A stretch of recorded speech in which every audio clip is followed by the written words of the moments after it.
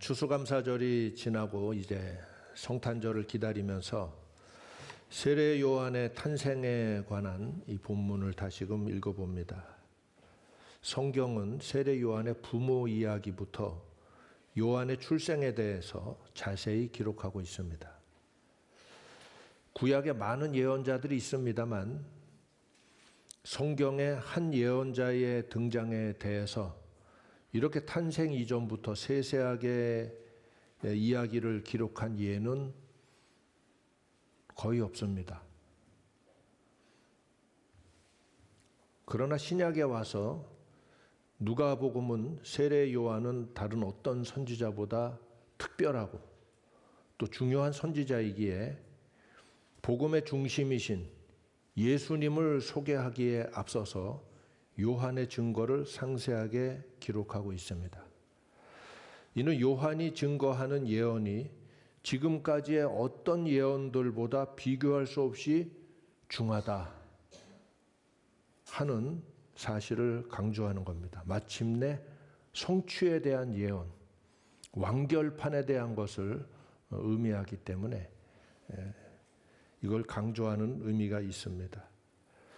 그래서 다시 말하지만 구약의 예언자들 가운데 그 부모의 이야기부터 시작한 사례는 출애굽기의 모세 이야기밖에 없습니다. 어떤 예언자도 그렇게 소개하고 시작하는 일이 없어요. 이처럼 요한의 사역은 이스라엘 민족의 구원에 관한 중대한 사역을 감당하게 된다 하는 사실을 나타내는 거예요. 모세 다음으로 처음 그 부모에 대한 이야기부터 탄생에 대한 얘기 시작되는 이 예언자다 하는 거예요.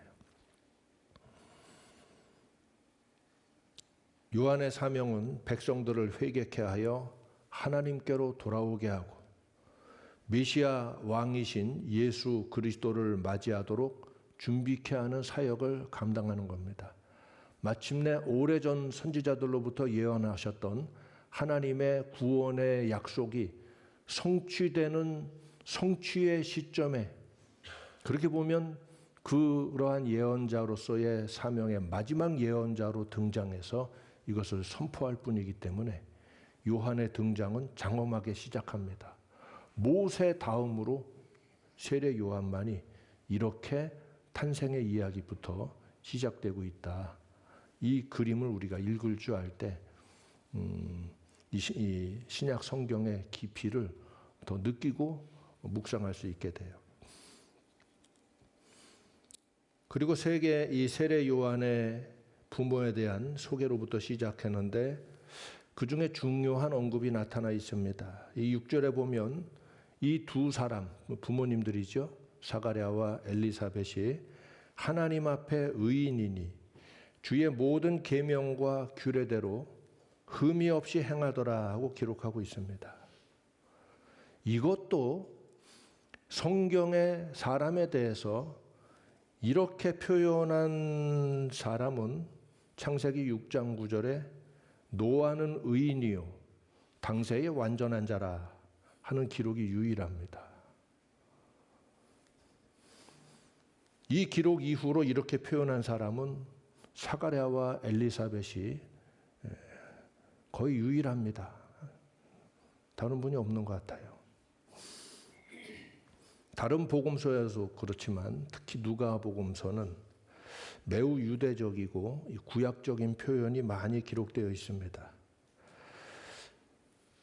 당연한 얘기지만 이 복음서들은 이방 기독교 세계의 저자들을 통해서 기록된 게 아니라 다 유대인이자 예수님의 제자들이 기록한 복음서이기 때문에 지극히 당연한 거예요.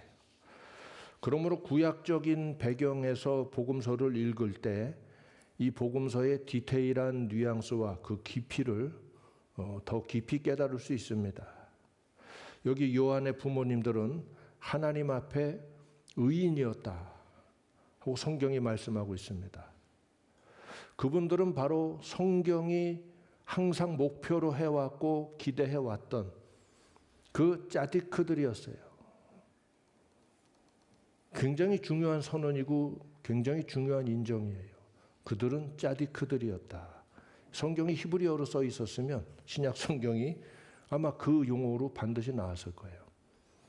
구약 성경이 목표로 하는 그 인간상, 하나님이 창조의 계획으로 삼았던 바로 얻고자 하셨던 그 사람들을 일컫는 말이 짜디크예요.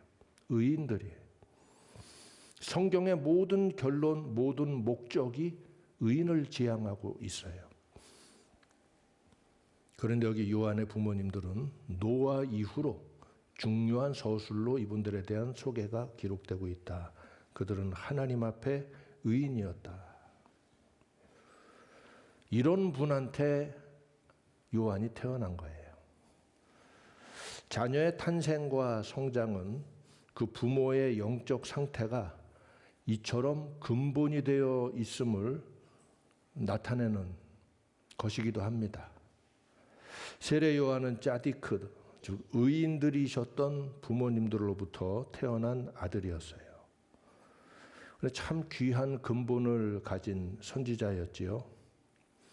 여러분 야곱의 12아들들 기억하십니까? 창세기 읽어보면 야곱의 12아들들이 장성해 나가면서 이제 벌어지는 많은 사건들이 기록되어 있습니다.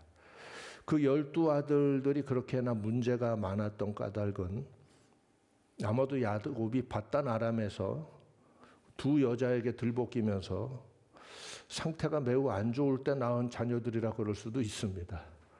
그 당시 두 여자에게 들볶이며 네 여자한테 낳은 아들들이 야곱의 12아들들 12 플러스 1 디나까지 해가지고 13명의 자녀들인데 참 많은 문제와 사건들이 끊이질 않았었죠. 이게 아마 상태가 야곱이 안 좋을 때 나와서 그 모양이었는지 모르겠다 하는 생각을 하게 돼요. 야곱이 비로소 하나님 앞에 철저하게 깨어진 것은 야복강에서 하나님의 사자를 만날 때 비로소 새 사람 되는 장면이 나타나죠. 다윗이 밧세바에게서 나온 솔로몬은 어떻습니까? 결국에 하나님의 축복을 받기까지 했던 솔로몬이지만 나중에 가서는 하나님을 등지고 배반하고 그로 말미암아 자기 왕조와 그리고 이스라엘 전체에 저주를 받지 않았습니까? 그러므로 여러분 좋은 자녀를 얻기 원하면 하나님 앞에서 여러분부터가 먼저 의인들이 되시기 바랍니다. 그래서 힘써야 돼요. 내가 하나님 앞에 경건하고 준비되고 헌신되고 상태는 그러지 못할지라도 마음 자세라도 갖춰진 상태에서 자녀를 낳을 준비를 하고 기도하고 이렇게 되기를 힘써야 되는 거예요.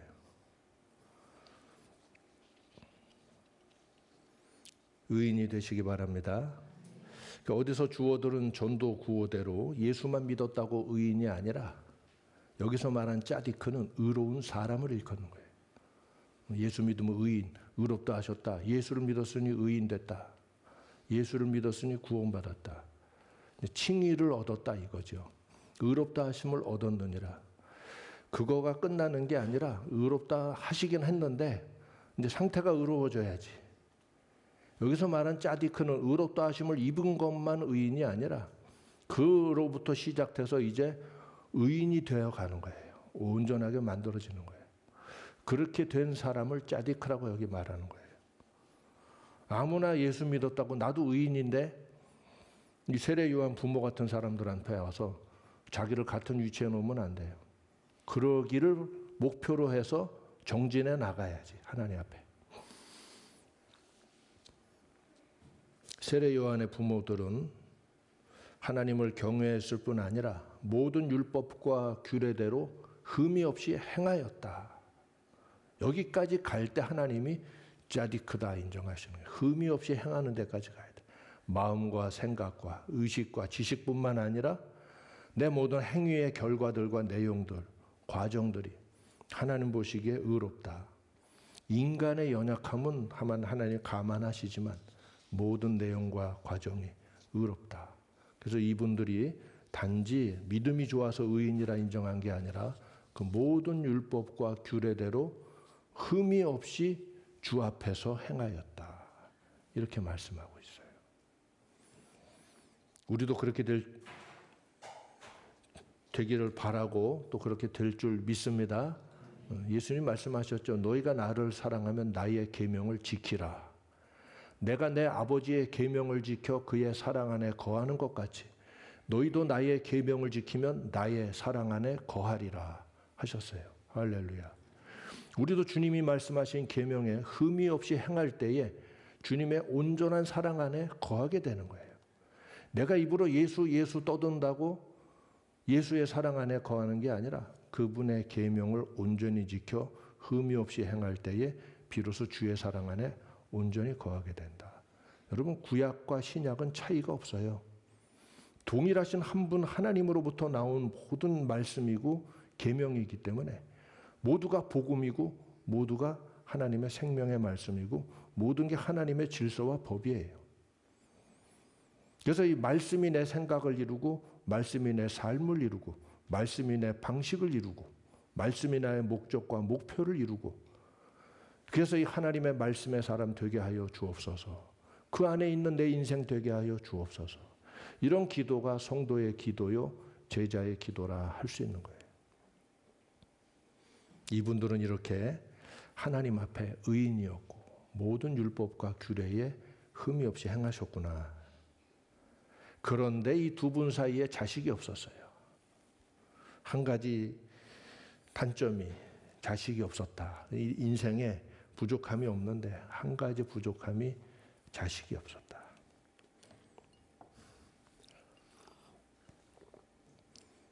그분들은 자녀를 임신하지 못한 채 무자한 채로 나이가 많아져서 늙어버렸습니다. 그리고 어느 날 제사장 그 반차를 따라서 이제 성소에 들어갈 해가 되어서 하나님 앞에 들어가 분향하는 일이 있었습니다.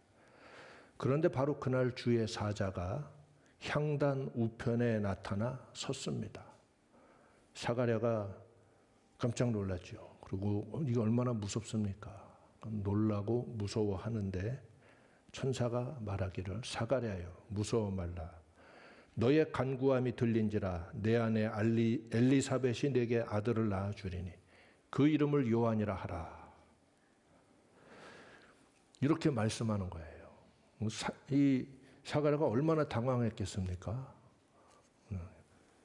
예전처럼 순서가 돼서 하나님의 절기에 들어와서 분향을 하는데 하나님의 사자가 나타나고 이런 말씀을 하는 거예요.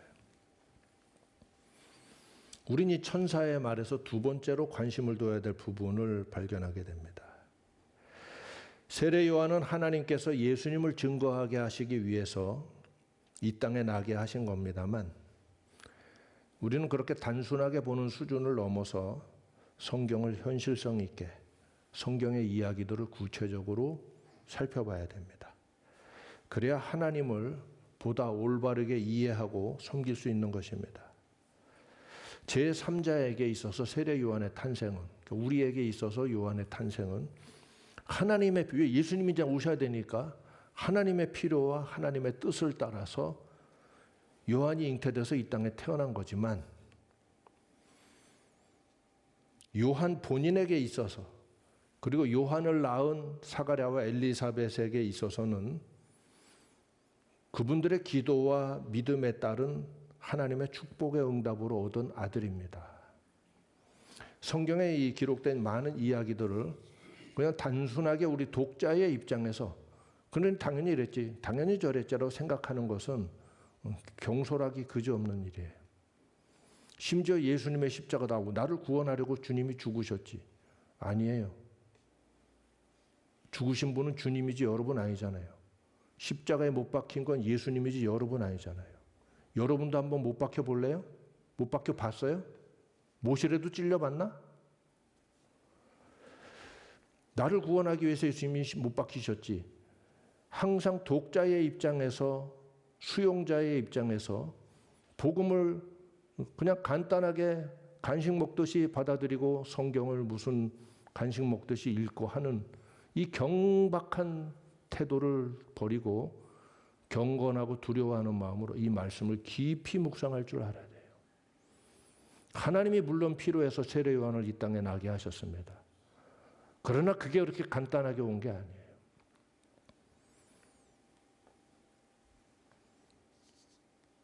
물론 그 아들은 하나님의 정하신 뜻을 따라 뱃속에서부터 거룩하게 구별돼서 이제 임신하게 되면 그래서 이스라엘의 구원을 위해 일하게 될 것이다 라고 말씀했습니다만 사가랴와 엘리사벳의 처지가 지금 둘 다 나이가 많아 늙어버려서 육신의 현실은 희망이 없는 상태였습니다. 그런데 오늘 천사의 말을 들어보면 그럼에도 불구하고 그분들은 하나님께 간구를 계속하고 있었던 겁니다. 그 간구가 아들을 주십사 하는 직접적인 간구였는지 아니면 그보다 더 깊은 다음 시대의 이스라엘의 소망을 위한 간구였는지 우리가 정확하게 그분들이 어떤 기도를 드리셨는지는 알 수 없지만 그들의 간구는 소망을 향한 간구였으면 틀림이 없고 새 생명의 탄생을 통해서만 이루어질 수 있는 은혜의 역사에 대한 간구였으면 틀림없었을 겁니다. 그리고 자신들의 처지가 그러했음에도 불구하고 하나님 앞에 이 모든 일 가운데 자신들의 삶을 통해서 드려지기를 원하는 소망이 있었을 거예요. 이렇게 늙어가면은 이제 은퇴 준비를 하고 뭐 이러실 텐데 이분들은 하나님 앞에 소망을 두고 계속 기도를 해오셨다. 천사의 말이 놀랍지 않습니까? 젊은이라면 뭐 한나라면 한나의 기도 알잖아요. 사무엘상 보면은 이거는 지금 처지가 달라요. 한나도 절박한 처지지만 임신할 가능성이 있었던 시대였고 이분들은 나이 많아 늙은 상황에서도 하나님 앞에 간구를 멈추지 않고 지속해 오셨다. 이분들은 하나님 앞에서 짜디크 의인들이었을 뿐 아니라 바랄 수 없는 중에 바라고 믿었던 아브라함의 믿음을 품고서 하나님 앞에서 절망 중에도 간구를 멈추지 않았던 분들입니다. 할렐루야. 절망 중에도 간구를 멈추지 않았다는 건 절망 중에도 바라는 소망을 계속 가졌다는 거지요. 이게 중요해요. 믿음이라는 것은 바라는 거예요. 바랄 수 없는 것을 바라는 거예요. 보이지 못하는 것을 바라는 거예요. 하나님 앞에. 그래서 믿음은 이렇게 보이는 것을 구하는 게 아니라 보이는 걸 구하는 건 믿음이라고 하지 않습니다. 그냥 단순한 요구지요. 그러나 보이지 않고 바랄 수 없는 중에 전능하신 하나님께 바라고 간구하는 것이 그게 믿음입니다. 놀랍게도 하나님께서 그 간구를 들으시고 이날 천사를 내려보내셔서 하나님의 응답을 전하게 하신 겁니다. 이때 사가랴가 천사에게 대답한 말을 보면 이분은 천사의 말을 듣고는 정작에 그 말을 의심하는 모습을 보입니다. 아마 이건 구하면서도 막상 응답이 오니까 믿겨지지 않는 반응을 보인 건지 모르겠습니다만 그래서 벙어리가 되는 벌을 받았죠. 아기가 태어날 때까지 너는 벙어리가 될 것이다. 이렇게 돼서 그런 일이 있었습니다만 하나님의 뭔가 말씀이 올 때 의심하는 반응을 보이면 안 돼요. 마리아처럼 해야지. 그 뒤에 주의 계집종이오니 말씀대로 내게 이루어지이다. 이 믿음으로 해야지. 이 사가랴 그렇다고 해서 하나님이 미워서 벌 주신 건 아니고 하나님이 하시는 일임을 나타내기 위해서 아마 벙어리가 되게 하셨던 것 같아요.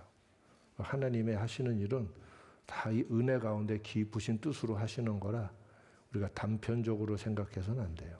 그렇게 따지면 마리아도 질문했어요. 나는 처녀라 남자를 알지 못하는데 내한테 어떻게 자녀를 주신단 말입니까? 이런 질문을 하잖아요. 그건 정상적인 질문이죠. 어쨌거나 사가랴의 이런 당황해하는 모습을 볼 때 아마도 그 아내였던 엘리사벳은 더 큰 믿음으로 하나님께 간구해 오지 않았나 생각하게 되며 사가랴여 너의 간구함이 하나님께 들린지라.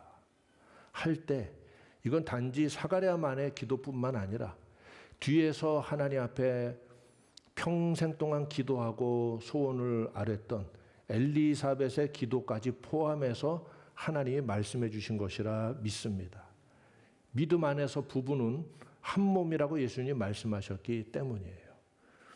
그리고 이렇게 목회를 하면서 보면 대체적으로 아내들이 기도를 더 많이 하는 경우가 많아요.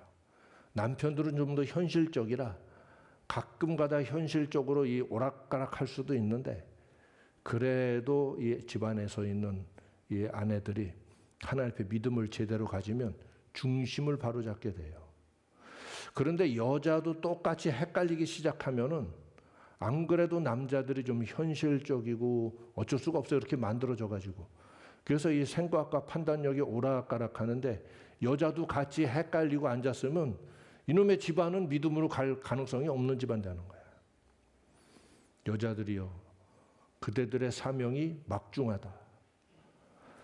중심을 잡아주는 건 아내들의 역할이에요. 영적인 중심, 마음의 중심. 하나님은 그렇게 만드셨어요. 그래서 사실 이 중심이 무거운 사람들은 여자들이에요. 체형도 그렇죠. 남자들은 쭈그리고 못 앉아요. 뒤로 자빠지거나 엎어지지.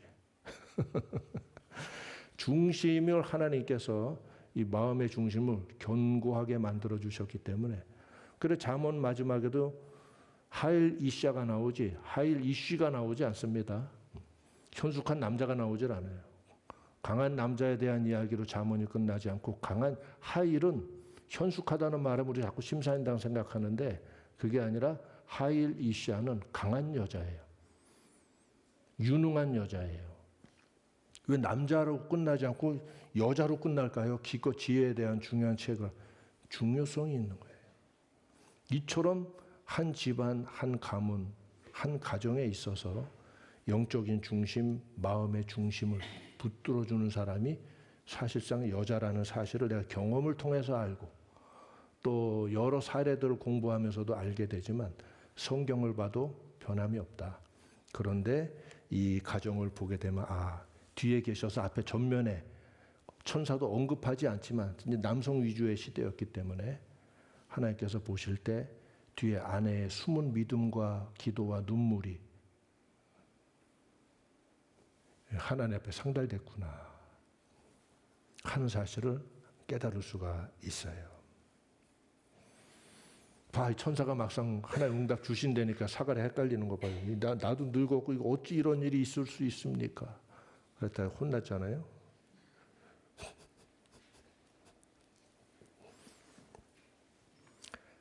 엘리사벳은 임신한 후에 주께서 나를 돌아보셨다 이렇게 말했습니다. 자, 하나님의 얼굴이라고 하는 것은 하나님의 은혜, 하나님의 구원을 상징하는 구약적인 표현이에요. 우리도 익숙해져? 시편임의 모든 말씀들을 우리가 읽으면서 많이 접했기 때문에 하나님의 얼굴이 나를 향하셨다. 하나님의 구원, 하나님의 은혜가 나에게 임했다 하는 구약적인 표현이에요. 그는 임신을 하지 못하면서 평생 하나님 앞에 눈물을 흘렸을 겁니다. 마침내 하나님의 얼굴이 자기에게 향하신 것 같은 일이 일어나자 이처럼 기쁨과 감사의 고백을 한 겁니다. 이 모습에서 엘리사벳이 얼마나 그동안 속으로 뒤에서 간구를 해왔는지, 그러면서 다 나이가 아마 폐경이 다 벌써 이미 끝났을 거예요. 늙었다고 했으니까. 그럼에도 불구하고 하나님 앞에 믿음으로 뭔가를 구했던 이분은 대단한 믿음의 여인이에요. 과연 세례 요한이 정상적으로 하나님이 다 역사하시기 때문에 세례 요한이 중간에 갑자기 튀어나와가지고 어느 날 요한이 등장했다 이렇게 하지 않고 상세하게 기록한 것들 다 앞뒤가 맞게 돼요. 하나님이 하시는 기적도 앞뒤가 맞게 일어나지 앞뒤가 안 맞는 기적은 하나님이 행하는 일이 아니에요. 그러므로 여러분의 인생도 앞뒤가 맞아지는 줄 깨달으시고, 내가 앞뒤 없이 살려고 해도 결국 그거에 의한 앞뒤가 형성되어서 내 인생이 흘러가 버린다는 걸 명심하고 앞뒤를 잘 챙기세요. 믿음이라고 하니까 앞뒤 안 챙기고 오늘 구하면 기적이 임한다? 나는 그따위 걸 가르치지 않습니다. 가짜 믿음이에요.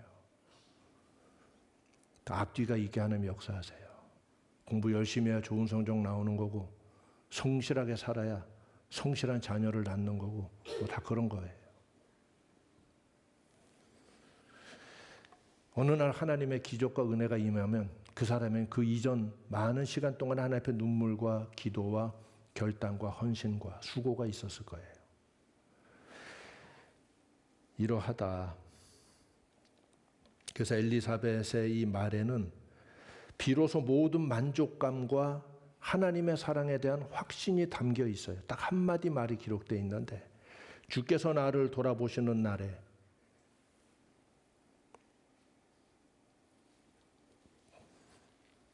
인간의 내 부끄러움이 없게 하시려고 이렇게 행하심이라. 이 말에 굉장히 심지가 깊고 강한 여인의 모습인 것을 알 수 있어요. 이런 엄마의 아들이니까 요한이 그렇게 강한 하나님의 오른팔처럼 그런 메시지를 이스라엘에게 증거했죠. 아마도 허리도 굵은 아주머니였을 것 같아요. 단단한 분이신 것 같아요. 주께서 나를 돌아보시는 날에 인간의 부끄러움, 내 부끄러움을 없게 하시려고 이렇게 행하심이라.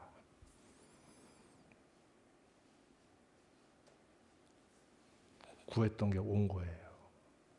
충만하게 됐죠. 그래서 여러분, 우리 처지와 환경이 부정적이고 절망적일 수 있습니다. 그렇지만 믿음은 바로 그럴 때 빛을 발하고 있어야 되는 거예요. 아브라함은 바랄 수 없는 중에 바라고 믿었습니다. 이분들은 성경에 좋은 것들을 다 계승한 분들이에요. 바랄 수 없는 중에 바라고 믿었던.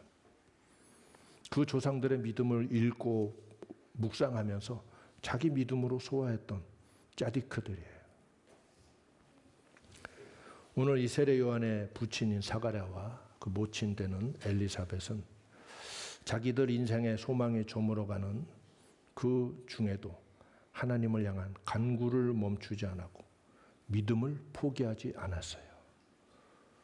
도대체 어떻게 기도하셨는지 너무나 궁금한데 알 수가 없으나 천사의 말을 통해 그 기도의 응답으로 하나님이 아들을 주셨다. 그분들은 그 아들이 우리가 알고 있는 그 세례 요한이 될 거라는 건 생각도 못했을지 몰라요.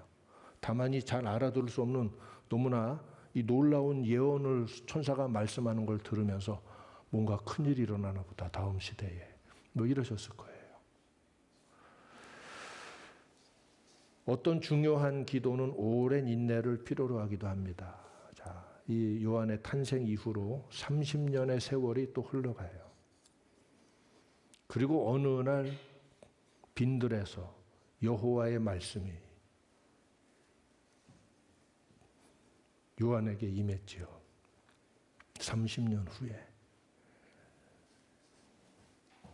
자, 이렇게 세월을 하나님이 필요로 하시는구나 하는 걸 우리가 생각할 때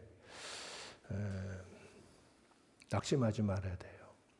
작은 일은 쉽게 들어줄 수 있습니다. 그러나 어떤 중요하고 큰 일들은 많은 것들을 앞뒤가 있어야 되기 때문에 하나님께서 시간을 필요로 하시고 과정을 만들어 가시는 일들이 일어나게 돼요. 이 땅을 위하여 하나님 앞에 기도할 때 왜 빨리 이루어지지 않는가 낙심할 수 있으나 우리가 하나님 앞에 믿음을 우리가 기도를 안 하면 이 땅은 소망이 꺼져버려요. 우리는 소망을 가지고 하나님 앞에 기도해야 돼요. 하나님의 역사가 일어나게 해 주옵소서. 그분들의 오랜 기도 속에 어느 날 천사가 찾아왔고 아기가 마침내 태어났고 그들 큰 위로가 됐지만 그로부터 또다시 30년이 지난 후에 마침내 빈들에서 여호와의 말씀이 요한에게 임하시니라. 그때부터 우리가 알고 있는 세례 요한의 시대가 열려지는 거예요. 회개하라, 천국이 가까웠느니라. 엘리야의 성정과 엘리야의 영역과 엘리야의 심정을 가지고 이스라엘 빈들에 나타났던 세례 요한. 그 뒤에 찾아오신 분이 예수님이시죠. 엄청난 역사가 시작되는 이 이야기의 서막입니다. 오늘 우리 말씀을 읽으면서 하나님의 이 행하시는 살아계신 하나님이 역사하시는 이 역사의 큰 그림을 마음으로 느낄 줄 알아야 되고, 그래서 오늘 우리가 간구하는 것들이 중요하고 중하고 이 나라 민족과 세계를 위한 일이기까지 할 때는 이것이 쉽게 이루어지면 너무나 좋겠으나 낙심하지 마라. 중요한 것은 하나님을 들으시고 역사하시는 것이니 우리가 이분들처럼 낙담하지 않고 끝까지 기도하자. 또 여러분 개인에 있어서도 어떤 중요한 기도는 오랜 인내를 필요로 하고 오랜 과정을 그동안 앞뒤 없이 내가 살아왔기 때문에 이제 이 기도가 하나님 앞에 상달되고 이루어지려면 하나님은 앞뒤를 만들어 가시는 거예요. 기적이라는 거는 앞뒤 없이 막 일어나는 거 아니에요. 다 전후서사가 있어요. 그렇게 해서 이루어지는 거지. 예수님이 와서 직접 행하신 오병이어의 기적, 그것도 잘 보면 다 이 과정이 있어요. 그거 없이 막 되는 게 아니에요. 여러분의 인생에 있어서도 하나님께서 인내를 필요로 하십니다만 모든 진실한 기도는 반드시 이루어지는 걸 믿으시기 바랍니다. 반드시 기도는 이루어진다. 예수님이 약속하신 거예요. 내가 말하는 게 아니라 예수님이 약속하셨어요. 너희 모든 기도와 소원을 하나님 들어주신다. 할렐루야. 오늘 이 계절에 우리 하나님 앞에 소망과 믿음을 굳게 잡고서 간구를 드리십시다. 우리는 두 가지를 반드시 기도해야 돼요. 우리가 살고 우리 자녀들이 살아가고 하나님의 구원의 역사가 일하고 펼쳐져 나가야 될 이 땅을 위한 기도가 우리가 반드시 있어야 돼요. 아마 이분들도 그러셨을 거예요. 유대 땅을 향해서 반드시 그 기도를 하셨을 거예요. 또 하나는 우리 자신의 인생의 소망을 위해서 기도해야 합니다. 그 응답이 아직 보이지 않고 절망적으로 간당간당 할지라도 하나님 앞에 구한다면, 뭔가 이게 빨리 이루어지지 않는다면 하나님이 큰 일을 이루시려나 보다 하는 이러한 믿음을 가지고 엘리사벳처럼 기도하세요.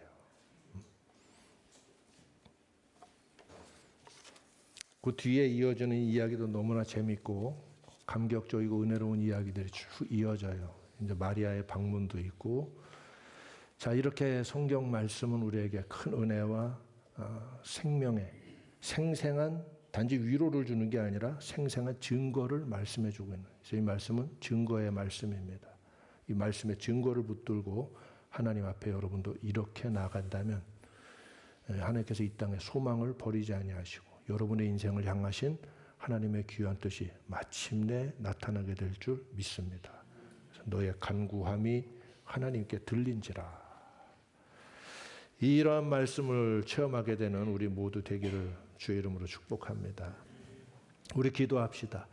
인자하신 아버지 하나님, 통성으로 기도합니다. 하나님 아버지, 저희를 긍휼히 여겨주시고 오늘 이 경건한 두 분의 기도와 믿음, 또 하나님을 향한 그 의로운 삶을 통해서 하나님께서 어떠한 장래의 위대한 일을 예비하시고 역사하셨으며 하나님께서 일으키실 세례 요한이 이 가정의 아들로 나게 하신 것도 하나님의 준비하심이며, 이 모든 일을 사람이 설계할 수 없고 사람이 측량할 수 없고 사람이 의도할 수 없으나 하나님은 완전하시고 측량할 수 없는 지혜와 능력으로 인생과 역사를 섭리하시오니 이러한 때에 이 엘리사벳과 사가랴의 삶이 일어나게 하여 주시고 저들의 경건하고 의로운 삶을 통해서 하나님의 놀랍고 생각지 못한 일들이 예비되게 해 주시고, 누구도 기대하지 못하고 누구도 알아보지 못하고 누구도 깨닫지 못했던 하나님의 가장 위대한 구원의 역사, 하나님의 큰 성취의 역사가 마침내 이스라엘 땅에 나타나게 된 것을 저희가 보며 하나님 앞에 크게 은혜를 받고 무릎을 꿇사오니 주여, 이 믿음의 선진들의 경건한 삶과 끝까지 포기하지 않고 굴하지 아니하고 하나님 앞에 믿음과 소망을 드렸던 이들의 간구를 본받게 하여 주시어서 바랄 수 없는 중에 바라고 믿었던 아브라함의 믿음이 여기까지 내려왔으며 이제 오늘 우리들에게까지 이어지게 하여 주셔서 조상들의 이 영적인 조상들의 믿음을 잘 본받아서 오늘 저희들의 삶, 저희들의 시대를 향한 하나님의 기도와 간구, 그 소망이 멈추지 않게 하여 주시고 하나님의 놀라운 일들이 이 땅에 일어나게 하여 주시고 우리 성도들의 인생, 나의 인생 가운데 펼쳐지게 하여 주셔서 하나님께 영광을 돌리고 큰 만족과 기쁨으로 여호와 하나님의 이름을 찬양하는 데 이르게 하여 주시옵소서. 할렐루야. 감사하고 사랑합니다. 감사하고 찬송합니다. 예수님 이름으로 기도하옵나이다. 아멘.